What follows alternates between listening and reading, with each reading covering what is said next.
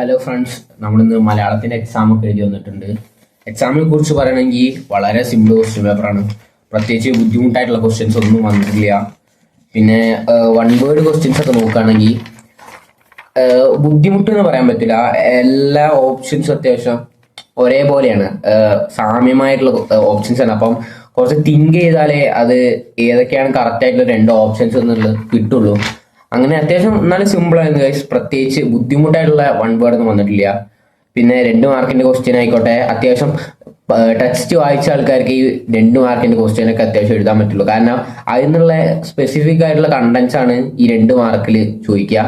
പിന്നെ 4 മാർക്കിലായിക്കോട്ടെ സിമ്പിൾ ആയിട്ടുള്ള questions, correct ആയിട്ട് എഴുതാൻ പറ്റിയ ക്വസ്റ്റ്യൻസ്, നല്ല എളുപ്പത്തിലുള്ള ക്വസ്റ്റ്യൻസ് ആണ് ചോദിച്ചിരിക്കുന്നത്. പിന്നെ മാച്ച് ദ ഫോളോയിങ്, ചേരുമ്പടി ഉചിതമായി ചേർക്കുക എന്നിങ്ങനെ പറഞ്ഞിട്ടുള്ള ക്വസ്റ്റ്യൻസ് ഉണ്ടായിരുന്നു.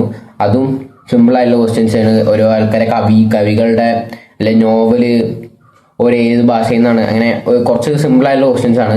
പിന്നെ 6 മാർക്ക് ഈ വരികയാണെങ്കിലും വളരെ സിമ്പിൾ ആയിരുന്നു. എസ് എ റൈറ്റിംഗ് ഒക്കെ ആയിക്കോട്ടെ, എസ് എ പോലെ എഴുതുക ആയിക്കോട്ടെ, പാരഗ്രാഫ് തിരിക്കണം, അങ്ങനത്തെ സിമ്പിൾ ആയിട്ട് എഴുതാൻ പറ്റിയ രൂപത്തിലുള്ള ക്വസ്റ്റ്യൻസേ ചോദിച്ചിട്ടുള്ളൂ. പ്രത്യേകിച്ച് ടഫുൾ ആയിട്ടുള്ളൊന്നും ചോദിച്ചിട്ടില്ല. പിന്നെയും അവസാനം 24, 25, 26 ക്വസ്റ്റ്യൻസ് ഒരു കവിത തന്നിട്ട് അതിന്ന് ക്വസ്റ്റ്യൻസ് എടുത്തിട്ട് ചോദിച്ചായിരുന്നു. കവിതയിൽ ആൻസർ ഉണ്ട്, അത് സുഖമായിട്ട് കവിത ഒന്ന് വായിക്കുമ്പോൾ തന്നെ നമുക്ക് ആ ക്വസ്റ്റ്യൻ ആദ്യം വായിച്ചിട്ട് പിന്നെ കവിത വായിക്കുമ്പോൾ സുഖമായിട്ട് ആൻസർ കിട്ടാൻ പറ്റും. അത് നല്ല സുഖമായിരുന്നു ഗൈസ്.